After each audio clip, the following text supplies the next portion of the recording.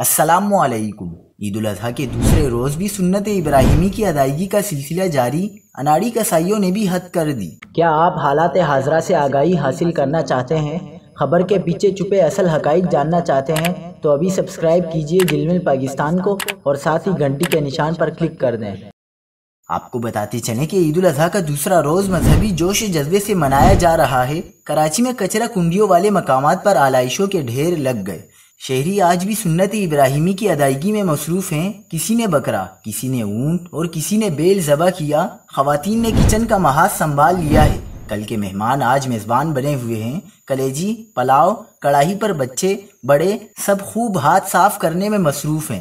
عید کے پہلے روز کسائیوں کے نخرے عروج پر رہے۔ جانور ذبح کرنے کے لیے من مانے ریٹ وصول کیے۔ اناڑی کسائی بھی چھریا اور ٹوکے پکڑ کر میدان میں آ گئے۔ کئی مقامات پر جانور رسی چھڑا کر بھاگ گئے اور لوگوں کی دوڑیں لگوا دیں۔ شہری تجربہ کار قصاب کی تلاش میں مارے مارے پھرتے رہے۔